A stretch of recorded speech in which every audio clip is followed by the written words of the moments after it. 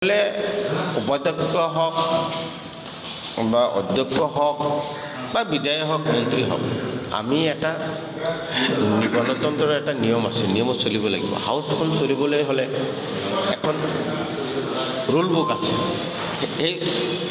সেই রুল বুকত আমি চলিব লাগে।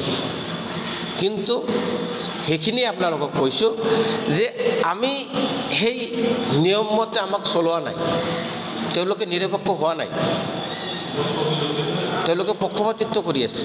আজি তেওঁ চাওক, তেওঁ ক্ষমা খুজিলে, কিন্তু বাহিৰত গৈয়ে এউদিয়াপৰ এজন MLA লগত আকৌ তেওঁ কি ব্যৱহাৰ কৰিলে?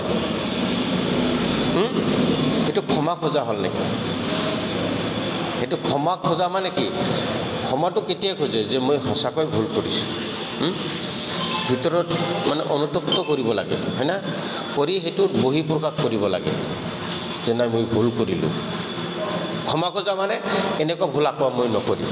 কিন্তু তেওঁ অলপ পিছতে 5 মিনিট পিছতে আকৌ মই দেখিলোঁ তাতে প্ৰেছ মিট দিবগৈ, তেওঁ তাক ভাল ক'লে যে আপুনি এইটো ভাল কৰিলে, যে ক্ষমা খুজিলে, তেওঁ প্ৰশংসা কৰিলে, তাৰ কাৰণে তাক আকৌ আক্ৰমণ কৰিলে। সেইটো ক'ত তেওঁ অনুতপ্ত কৰিলে? খালি একেটা দিনতে অখিল গগৈক বৰখাস্ত কৰা হ'ল, নিলম্বন কৰা হ'ল আৰু তেওঁক বুজনি দিয়া হ'ল। এই প্ৰসংগটো কি ক'ব? এইটোৱেতো কৈছোঁ যে পক্ষপাতিত্ব কৰি আছে, নিৰপেক্ষ হোৱা নাই। আমি তাকে ৰাইজৰ ওচৰত আহিছোঁ যে আমি নিৰপেক্ষতা পোৱা নাই, ৰুল মতে আমি যি মতে চলিব খোজোঁ আমাক চলিব দিয়া নাই। বিৰোধীৰ কণ্ঠ জোৰ জবস্তি ৰোধ কৰি আছে, কথাই ক'ব নিদিয়ে। অখিল গগৈ ডাঙৰীয়া যেতিয়াই উঠিলেই ছাছপেনশ্যন।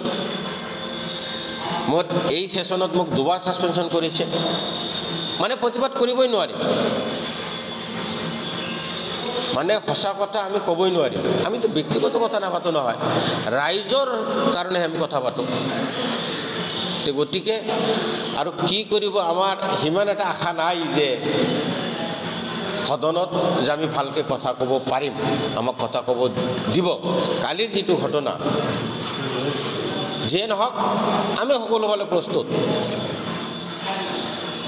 মই কৈছোঁ ব্যক্তিগত, মই কিন্তু সকলোফালে প্ৰস্তুত, কিন্তু মই সেইখিনি সময়ত নাছিলোঁ প্ৰেজেণ্ট। অসম বিধানসভাত আমি বিৰোধীয়ে যিবিলাক কথা পাতোঁ, আমাৰ যিটো গণতান্ত্ৰিক অধিকাৰ সেইখিনিও আমি সাব্যস্ত কৰিব নোৱাৰোঁ। ৰাইজৰ হকে যিবিলাক কথা পাতিব লাগে সেইখিনি পাতিব নোৱাৰোঁ। উপায়ন্তৰ হৈ আমি সাংবাদিক বন্ধুসকলৰ ওচৰত আহিছোঁ যে বিধানসভাত তেওঁলোকে কি কৰি আছে, এই কথাখিনি ৰাইজৰ ওচৰলৈ আপোনালোকে লৈ যাব পাৰে। মানে অসম মন্ত্ৰীসভাত যিমান মন্ত্ৰী আছে, আমি বিধায়কসকলক প্ৰশ্ন কৰোঁ, আমাৰ ব্যক্তিগত স্বাৰ্থত নহয়, ৰাইজৰ স্বাৰ্থত। এইটো গণতান্ত্ৰিক অধিকাৰ বিৰোধী দলৰ, মানে আমি কৰিবই লাগিব, সেইটো আমাৰ দায়িত্ব আৰু সেইটো কৰ্তব্য। কিন্তু এজনো মন্ত্ৰী বিভাগৰ বিষয়ে জ্ঞান নাই। অসম মন্ত্ৰীসভাত যিমান মন্ত্ৰী আছে, এজনো বিভাগৰ বিষয়ে জ্ঞান নাই। আমি প্ৰশ্ন কৰোঁ এটা, উত্তৰ দিয়ে আৰু এটা, আৰু আমি যদি আকৌ ভালকৈ ক'বলৈ যাওঁ, জোৰ দি ক'বলৈ যাওঁ, তেতিয়া আমাক বহিষ্কাৰ কৰি দিয়ে। এইটো লৈ আমি উপায়ন্তৰ হৈ আমি সাংবাদিক বন্ধুসকলৰ ওচৰত আহিছোঁ। গোটেই আমি বিৰোধী দলৰ বিধায়ক, বিশেষকৈ কংগ্ৰেছ দলৰ, আমাক প্ৰত্যেক বিধায়ককে জিলাত দায়িত্ব দিছে, আপোনালোকক লগ কৰিব। মোক তেনেকুৱাকৈ ধুবুৰীত দিছে, মই আহিছোঁ। যোৱা কিছুদিন আগত বিপ্লৱ শৰ্মাৰ যিটো ৰিপৰ্ট, সেই ৰিপৰ্টটো আনিলে। আনাৰ পিছত সেইটো লৈ ডিছকাশ্যন হ'ব লাগে।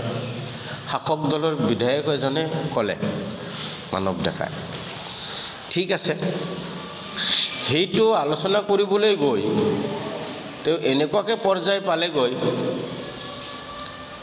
মৃত্যু হোৱা আমাৰ নেতা প্ৰাক্তন মুখ্যমন্ত্ৰী তৰুণ গগৈদেৱক টানি আনিলে। বিপ্লৱ শৰ্মাৰ ৰিপৰ্ট লৈ আমাৰ সন্দেহ আছে। তেওঁ সঠিক তদন্ত কৰিলে নে নাই তাকে লৈ আমাৰ সন্দেহ।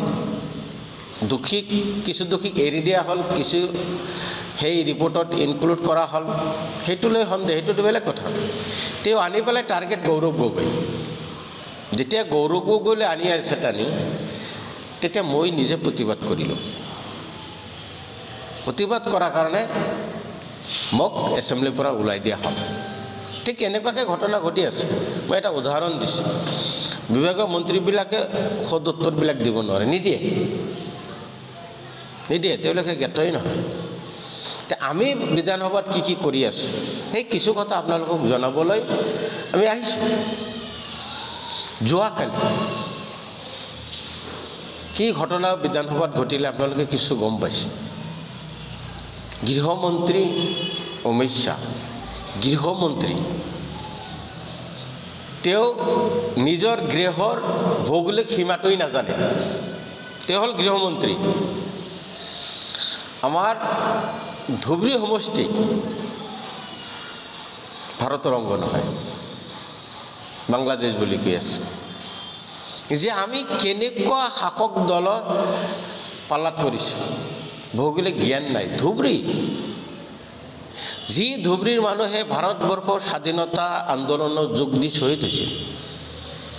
গোৱালপাৰাৰ নিদাৰৰ নাম ৰাজবংশী, অবিভক্ত গোৱালপাৰা জিলাৰ একমাত্ৰ শ্বহীদ। প্ৰতিমা পাণ্ডে বৰুৱা,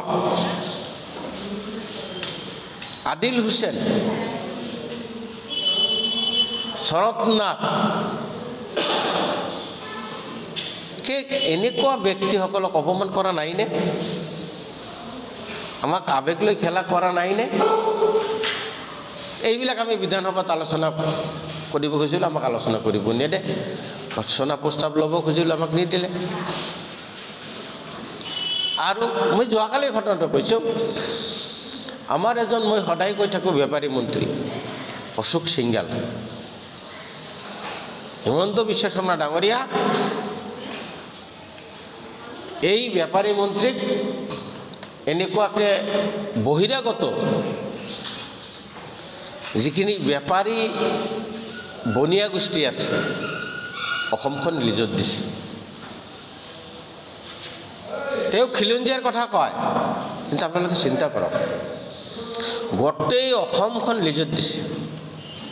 কালি সেই অশোক সিংগাল ডাঙৰীয়া যিবিলাক কেলেংকাৰী আমি বিধানসভাত আলোচনা হ'ব লাগে বুলি কৈছোঁ, যে আপোনালোকে কৰাপশ্যনৰ বিৰোধী শ্লোগান দি আপোনালোকে শাসনত আহিছে, গতিকে এইটো বিধানসভাত আলোচনা হ'ব লাগে। নিদিলে, বাৰম্বাৰ দাবী কৰিলেও নিদিলে। আৰু যদি বিৰোধী দলৰ কোনোবা বিধায়কে যদি তেওঁলোকৰ যিখিনি কৰাপশ্যন কৰি আছে সেইবিলাক ক'বলৈ গ'লে মুখৰে প্ৰতিবাদ কৰাৰ উপৰিও ফিজিকেলি খেদি আহে মাৰিবৰ কাৰণে। কেনেকুৱা পৰ্যায় পাইছে, অসমখন কোনফালে লৈ গৈছে। আমি চিণ্ডিকেট লৈ আলোচনা কৰিছোঁ, ইতিমধ্যে আপোনালোকে গম পাইছে। যে অসমত চৰকাৰী ৰেভিনিউতকৈ বিজেপিৰ মন্ত্ৰী বিধায়কৰ ৰেভিনিউ বেছি উঠাই আছে। এটা প্ৰমাণ দি আছে। কয়লা চিণ্ডিকেট, এতিয়া কয়লাৰ গাড়ী যেতিয়া আহিব GST দিব লাগে, ৰয়েলটি দিব লাগে, সেই ট্ৰাকৰ পেপাৰ্ছ পাতি, ৰুট টেক্সৰ পৰা আদি কৰি চব দিব লাগে, কোনো একো নাই। তাৰ বিনিময়ত কি কৰিব লাগে, 1,27,500 টকা হৈছে এতিয়া, তেওঁলোকে গুণ্ডা টেক্স দিব লাগে। এই টকাখিনি ক'ৰ? গভৰ্ণমেণ্ট ৰেভিনিউ নহয় জানো? তেওঁলোকে গভৰ্ণমেণ্ট ৰেভিনিউ নুঠাই, তেওঁলোকে নিজৰ ৰেভিনিউ উঠাই আছে। ঠিক তেনেকুৱা চুপাৰী, কৃষ্ণাইৰ পৰা চুপাৰী বাহিৰত যায়, বিশেষকৈ হাউলি টাউলিৰ পৰা যায়, কৃষ্ণাইৰ পৰা ইণ্টাৰনেশ্যনেল মাৰ্কেট কৰি দিছে। এতিয়া যেতিয়া বাৰ্ণিং চুপাৰী যিটো হয়, সেইটো আগত আছিল বৰাকৰ সিফালে দি, এতিয়া বাংলাদেশৰ পৰা আহি কৃষ্ণাই হয়, এনেকুৱা বাগমাৰা হৈ কৃষ্ণাই হৈ পাৰ কৰাই আছে। আৰু যিখিনি লোকেল পাৰ কেজি 32 টকা গুণ্টা তেল দিব লাগে। এই টকাটো কাৰ? চৰকাৰী। চৰকাৰে ৰেভিনিউ দিব নালাগে, আপোনালোকে আমাক টকা দিয়ক, চব গাড়ী পাৰ হৈ যাব। আপোনালোকে হিচাপ কৰক, 30 টন 40 টন যদি এটা গাড়ীত চুপাৰি যায়, কিমান টকা তেওঁলোকে লৈ আছে? ৰাজনৈতিক প্ৰতিনিধি বা নেতা হিচাপত খালি আমাৰে দায়িত্ব নহয়, এইখিনি সাংবাদিক বন্ধুসকলৰ দায়িত্ব আছে। আপোনালোকে গণতন্ত্ৰৰ চতুৰ্থ স্তম্ভ বুলি কোৱা হয়। বিৰোধী দলৰ লগতে লগে লগে আপোনালোকৰ নামটো আহিব। যদি কোনোবা শাসকে গণতন্ত্ৰ ছিষ্টেমত আছে, বেয়া কাম কৰিলে সেইবিলাক আমি প্ৰতিবাদ কৰিব লাগিব। বিৰোধীয়ে হওক, সাংবিধানিক বন্ধুসকলে হওক, সকলোৱে কৰিব লাগে। আপোনালোকৰ দায়িত্ব আছে। ঠিক তেনেকুৱাকৈ আপুনি বক্সিৰহাটত যাওক, শ্ৰীৰামপুৰত যাওক, যিটো ব্ৰইলাৰ মুৰ্গী গাড়ীবিলাক আহে, মই কোৱা কথা সত্য নে অসত্য আপোনালোকে নিজে যাওক। পাৰ গাড়ী 39,000 টকাকৈ দিব লাগে। আৰু যদি সেই টকাটো নিদিয়ে, তেতিয়া কি কয়, ভেটেৰিনেৰী ডিপাৰ্টমেণ্টৰ অফিচাৰসকল যাব, ক'ব যে মুৰ্গীৰ পৰা বেমাৰ আহি আছে, সেই গাড়ীটো ধৰিব, কোনোবা মাটিত পুতি থ'ব। ঠিক তেনেকুৱাকৈ যিমান GSB যাওক, GSB জানতো চেইন গ্ৰেভেল, চিপছ, কক, যিকোনো খবৰৰ বাবে যোগাযোগ কৰক 7099017330 লগতে 7099017110 নম্বৰত।